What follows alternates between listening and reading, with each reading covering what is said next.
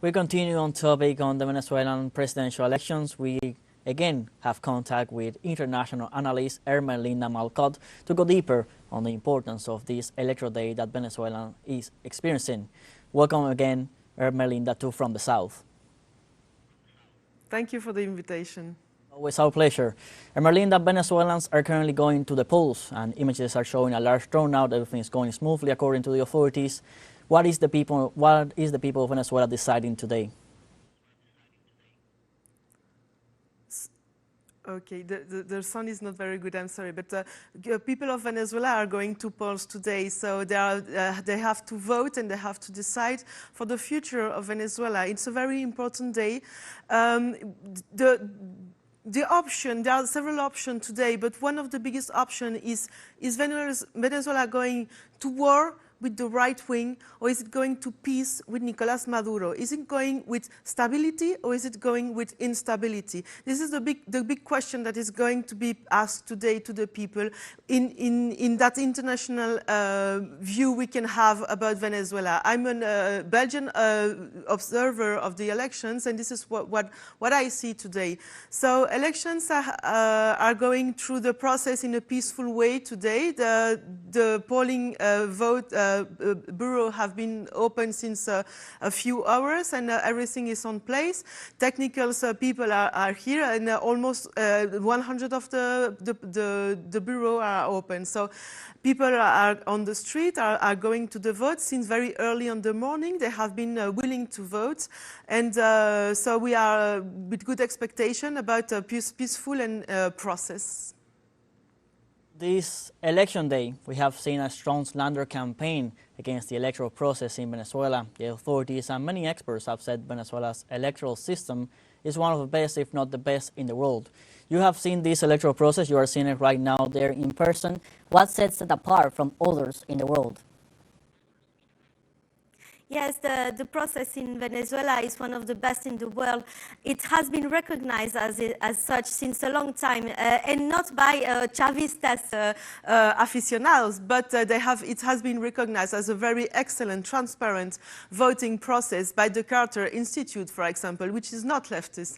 So what is important in Venezuela to understand for the voting process is that you have 14 audits on the process. It's an electoral process, but with audits all the time. So this is the most important thing that have to be recognized. There are also almost 800 observers in worldwide, and this is one of the main work that is done by the foreigner observer, and there are also professional experts of the process. So it's a very complete process, and this is how it works today. We are completely sure that the process will be transparent and good. Today, Venezuela has 10 candidates, Ermelinda, and 38 political parties taking part in these elections. There are those that affirm that there is no democracy in Venezuela, and this is coming from people that support regimes like the one in Tel Aviv that is currently carrying out a genocidal war against the Palestinian people in Gaza. What is the political scheme here? Yes, the propaganda says that there is no democracy in Venezuela, but it's the propaganda from the Occident. The community, the international community, is not the Occident. This is one of the things that has to be recognized. It's a propaganda from the Occident. What we can see is that not only you have presidential elections in Venezuela, but you have elections all the time. Venezuela is exemplar for participatory processes of democracy. People vote on local level all the time. People vote for the election is something very common for Venezuelans. But there is not only elections that can guarantee a democratic process. This is also that the one that has been elected will do what they have promised during election. And this is what is happening in Venezuela. The problem Venezuela has, and the difficulty to govern Venezuela comes from sanctions, comes from the oppression and the war that the Occident is doing against Venezuela. But the processes in Venezuela are democratic. They are not democratic only on the presidential level, but on all levels. It is a very interesting country that all countries has to listen and to study to understand understand how it works. And this is because propaganda from Occident is not interested in Venezuela. They're not interested in the democracy in Venezuela. What they want to do is keep the oil and destroy the country, because it's an example of a path to socialism, and they don't want this to become an example for other countries. In that context, these elections are taking place, as you were saying. Venezuela is a victim of blockade, invasion attempts by paramilitaries, hundreds and hundreds of sanctions, all sponsored by the same actor, the Washington government and its allies. Even today, many Venezuelans living abroad cannot vote due to this situation. Their proxies in Venezuela, the extreme far right, has been calling during this whole process and over the years to violence and destabilization of the country. This is one sector, because, for example, we have seen today even opposition candidates calling the people to vote in peace, in tranquility, calling for a Venezuela of peace and prosperity. How can we read this? Look, the question of the stability and the peace, it's very interesting today, because we can see that not only the Chavistas, not only the leftists in Venezuela are recognizing that the president, Nicolas Maduro, is the only one that can bring peace and stability to the country, but we are also seeing that a part of the industrial people, the right people, but not the one who want to sell the country to the United States, but the part of the right that want to develop the productive forces in Venezuela, that we can see that they are declaring that they are going to vote for Nicolas Maduro. Why is that? Because they have the assurance that Nicolas Maduro is going to go through the process of developing the countries. With Nicolas Maduro, you know that you will have peace, you know that you have stability, you know also that you will have inversion in the economy, which means having people that have been formed, that have formation.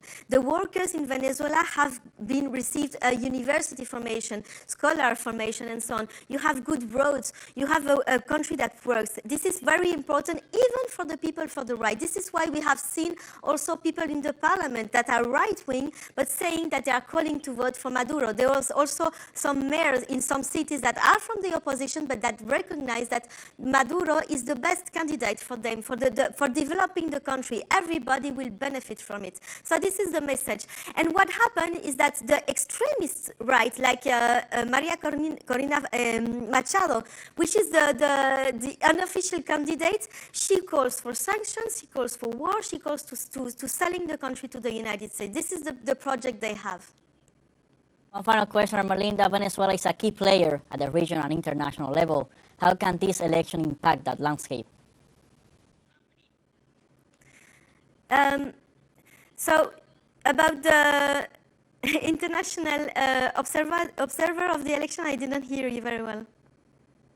And how this Venezuela, that is a key player, both in the regional landscape in Latin America and in the world, and how can this election can have an impact in these landscapes, both in the regional level and the international level?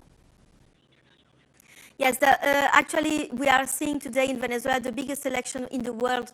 There are lots of elections in 2004, this year in the world, but the Venezuelan elections are really one of the most important ones.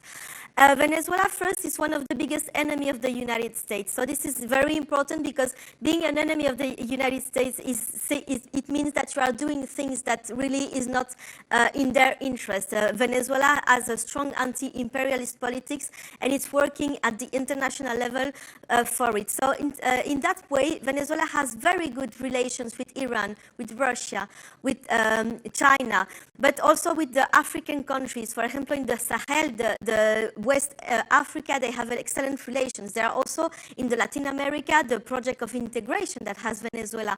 Venezuela is also willing to integrate the BRICS, and the BRICS already have the biggest producer of oil and energy in the world. So they will be working together to construct a multipolar world, but with a direction that is the political direction of Venezuela. It will bring the multipolar world to another stage, which will be challenging the capitalism to have something different, something that where socialism can be developed, for example, that where the production of a country can benefit not to the oligarchy, but can benefit to the people. So this is the project of that Venezuela will bring into the BRICS, for example. So the good diplomacy of Venezuela, the anti-imperialist posture of Venezuela, the fact that Venezuela is a big producer of energy, and the fact that Venezuela has already excellent diplomatic relations with a lot of countries, all of this makes the Venezuelan election very important, and it is really crucial that people participate to the election, to have a big participation rate, to give the best legitimacy to Nicolas Maduro as next president.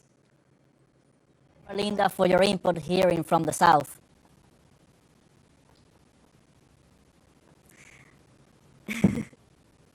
Thank you very much. That was Ermelinda Malcotte, an international analyst who's currently in Venezuela observing, being accompanying this electoral process that is being held as Venezuelans go to the polls to elect their next president. Stay tuned with teleSUR English for more updates as we continue to cover the presidential elections in Venezuela 2024.